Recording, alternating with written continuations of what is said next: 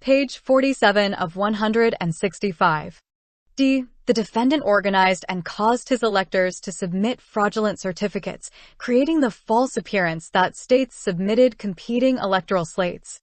By late November 2020, every effort, both legitimate and illegitimate, that the defendant had made to challenge the results of the election had been unsuccessful.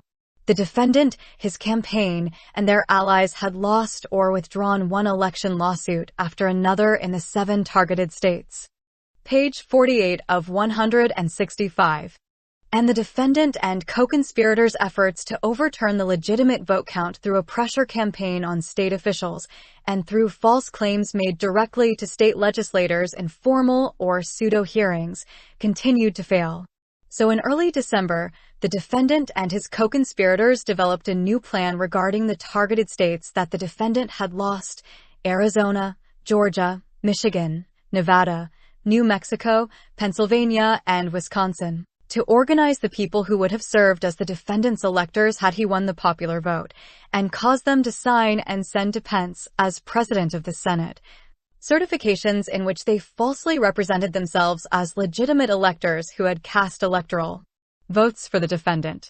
Ultimately, the defendant and his co-conspirators would use these fraudulent electoral votes, mere pieces of paper without the lawful imprimatur of a state executive, to falsely claim that in his ministerial role presiding over the January 6 certification, Pence had the authority to choose the fraudulent slates over the legitimate ones, or to send the purportedly dueling slates to the state legislatures for consideration anew.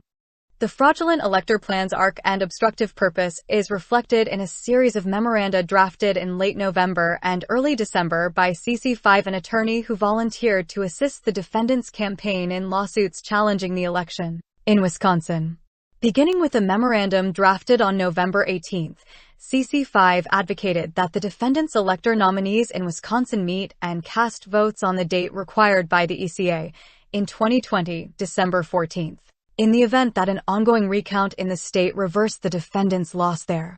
But this course of action, which CC5 Wisconsin memorandum presented as a contingency plan to preserve the possibility that the defendant's electors' votes be counted at the January 6 certification if he prevailed in the Wisconsin litigation and won, the state quickly transformed into a corrupt strategy to overturn the legitimate election results.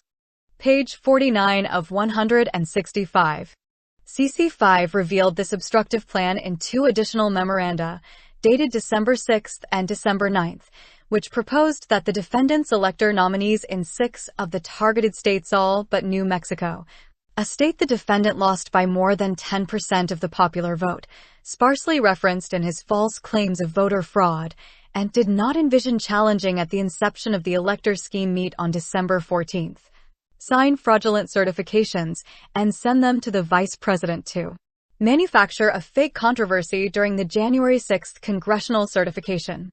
The defendant personally set the fraudulent elector plan in motion in early December, ensured that it was carried out by co-conspirators and campaign agents in the targeted states, and monitored its progress. By December 5, the defendant was starting to think about Congress's role in the election process. For the first time, he mentioned to Pence the possibility of challenging the election results in the House of Representatives. In the same call, Pence told the defendant that the Georgia Bureau of Investigation was investigating their race. Page 50 of 165. On December 6, the same day that CC5 put the plan on paper, the defendant and CC2 called RNC chairwoman P39 out of the blue. P39 did not know CC2, and the defendant introduced him to P39 by saying that he was a professor and lawyer. Thereafter, CC2 was the primary speaker during the conversation. CC2 to P39 that he and the defendant wanted the RNC to help the campaign assemble the electors in the states where we had legal challenges or litigation that was ongoing, in case any of that litigation changed the result of a state so that it would meet the constitutional requirement of electors meeting. When the call ended, P39 immediately called P3, one of the defendant's deputy campaign managers, and relayed her conversation with the defendant and CC2. After P3 assured P39 that the campaign was on it, P39 called the defendant back and told him so. On the same day, from his personal email account, P21 forwarded to campaign staff CC5 November 18th memorandum and wrote, "We just need to have someone coordinating the electors for states." And the following day, on the evening of December 7th, CC1 sent P39 a text message stating in part, "I have lawyers assigned in each state working on December 14th electors meeting and what they need. I will send you a list." The defendant's co-conspirators worked with his campaign staff and used his pre-election campaign apparatus to execute the fraudulent elector plan. The defendant communicated with CC1 and CC2 about the plan, and they in turn communicated with CC6 and CC5. Page 51 of 165. Ultimately, P5, P19, and other campaign staff and agents helped carry out CC5 plans. On December 8th, CC5 spoke on the phone with P53, a private attorney whom CC1 and CC6 had identified as a contact for the plan in Arizona. Following the call, P53 recounted the conversation in an email. "I just talked to the gentleman who did that memo, CC5. His idea is basically that all of us, GA, WI, AZ, PA, etc., have our electors send in their votes, even though the votes aren't legal under federal law, because they're not signed by governor, so that members of Congress can fight about whether they should be counted on January 6th. They could potentially argue that they're not bound by federal law because they're Congress and make the law, etc. Kind of wild/creative. I'm happy to discuss." My comment to him is that I guess there's no harm in it, legally at least. We would just be sending in fake electoral votes to Pence, so that someone in Congress can make an objection when they start counting votes and start arguing that the fake votes should be counted. On December 9th, CC6 contacted P39 for assistance with a request from CC5 for a list of our electors in each state and copies of the certificates sent in 4 years ago.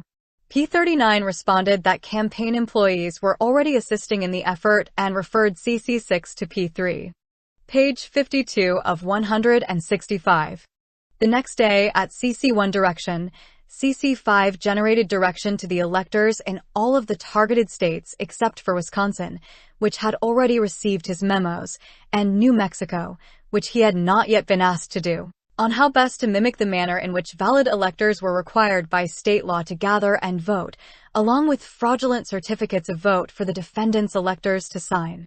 The day before the defendant's electors were scheduled to meet and sign fraudulent certificates of vote, the defendant asked campaign P4 for an update on the elector plan and directed P4 to issue a statement. And CC1 asked P4 to participate in a messaging conference call. P4 discussed these developments in a text thread with P3 campaign staffer P54 and P9 after P4 proposed a communications plan for the campaign on the elector vote. P9 wrote to P3, "I'll call soon and we'll talk with boss." The participants then discussed to whom a campaign statement could be attributed. P3 wrote, "Here's the thing, the way this has morphed, it's a crazy play, so I don't know who wants to put their name on it." P4 then shared with those on the text thread the invitees to the call. CC1 was convening CC1, CC6, P12, P19, P55, and P56, and derogatorily referred to them as the Star Wars bar, meaning a motley assortment of characters, and in this case specifically ones whose professional competence P4 doubted, and whom he personally would not choose to hire. Page 53 of 165. P9 responded, certifying illegal votes. Thereafter, the text participants collectively agreed that no message would go out under their names because they can't stand by it. In the midst of these text messages, P9, P4, and P3 had a 19-minute phone call with the defendant. In practice, the fraudulent elector plan played out somewhat differently in each targeted state. In general, the co-conspirators deceived the defendant's elector nominees in the same way that the defendant and CC2 deceived P39 by falsely claiming that their electoral votes would be used only if ongoing litigation were resolved in the defendant's favor. A select few of the defendant's agents and elector nominees, however, had insight into the ultimate plan to use the fraudulent elector certificates to disrupt congressional certification on January 6th. In several states, The defendant, his co-conspirators, and agents were unable to convince all of the defendant's elector nominees to participate. P57, for instance, a former U.S. representative and U.S. attorney and one of the defendant's elector nominees in Pennsylvania, who opted out of the plan, told the party vice chair trying to organize the defendant's electors that he would not participate because the plan did not follow the proper process and was illegal. Page 54 of 165. When electors like P57 declined, the conspirators and agents had to recruit substitutes willing to go along with the plan. Other electors who participated based on the conspirators' false assurances that their votes were only a contingency were later surprised to learn that they were used on January 6, and would not have agreed to participate if the conspirators had been truthful about their plan. In Pennsylvania, the defendant's elector nominees' concern about the propriety of the plan presented a problem for the conspirators. In text messages that P5 and CC6 exchanged on December 11th into the early morning hours of December 12th, P5 told CC6 that P46, the state Republican Party chairman whom the defendant had called shortly after the election, is winding up the electors, telling them if they sign the petition they could be prosecuted. Need a counter-argument or someone has to call him and tell him to stop. P5 replied, "That's the plan. PA is squishy right now. Going to need a call with CC1 tomorrow." On December 12th, CC1, CC5, CC6, and others held a conference call organized by the campaign to placate the defendant's Pennsylvania electors. Page 55 of 165. CC1 falsely assured them that their certificates of vote would be used only if the defendant succeeded in litigation. During the call, some of the defendant's conspirators and agents exchanged text messages expressing frustration at the electors' concerns. P5 wrote, "Whoever selected this slate should be shot." P12 responded, "These people are making this so much more complicated than it needs to be, OMG, and we couldn't have found 20 people better than this?" P5 agreed, writing, "We need good substitutes." When the possibility arose that the electors' certificates of vote include conditional language making clear that they were not yet the duly appointed electors, P5 wrote, "The other states are signing what CC5 prepared. If it gets out we change the language for PA it could snowball." On December 13th, the eve of when the electors were to meet, the defendant was preoccupied with preventing the certification of the electoral vote. He tweeted, "Swing states that have found massive voter fraud, which is all of them, cannot legally certify these votes as complete and correct without committing a severely punishable crime. Everybody knows that dead people, below-age people, illegal immigrants, fake signatures, prisoners, and many others voted illegally. Also, machine glitches, another word for fraud, ballot harvesting, non-resident voters, fake ballots, stuffing the ballot box, votes for pay, roughed-up Republican poll watchers, and sometimes even more votes than people voting, took place in Detroit, Philadelphia, Milwaukee, Atlanta, Pittsburgh, and elsewhere." Page 56 of 165. In all swing state cases, there are far more votes than are necessary to win the state and the election itself. Therefore, votes cannot be certified. This election is under protest. Ultimately, the Pennsylvania electors insisted upon using conditional language in their elector certificates to avoid falsely certifying that they were duly appointed electors. And in New Mexico, the state that CC5's memoranda did not even address the defendant's campaign, filed a pretextual lawsuit just minutes before the fraudulent electors met so that there was litigation pending at the time of the vote. Notwithstanding obstacles, the defendant and his co-conspirators successfully organized his elector nominees and substitutes to gather on December 14th in the targeted states, cast fraudulent electoral votes on his behalf, and send those fraudulent votes to Washington, D.C., in order to falsely claim at the congressional certification that certain states had sent competing slates of electors. When possible, the defendant and co-conspirators tried to have the fake electoral votes appear to be in compliance with state law governing how legitimate electors vote. Page 57 of 165. For example, the co-conspirators knew that some states required that the duly appointed electors meet and cast their votes in the state capitol building. To make it seem like they had complied with this requirement, state officials were enlisted to provide the fraudulent electors with access to state capitol buildings so that they could gather and vote there. In many cases, however, the conspirators and fraudulent electors were unable to comply with state law for legitimate electors.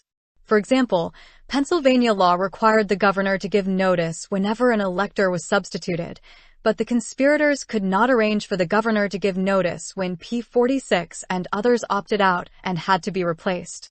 Thereafter, CC5 and others brainstormed fake excuses for their failure to follow state law, writing, "Maybe we can use COVID-19 as an excuse for the governor not giving notice."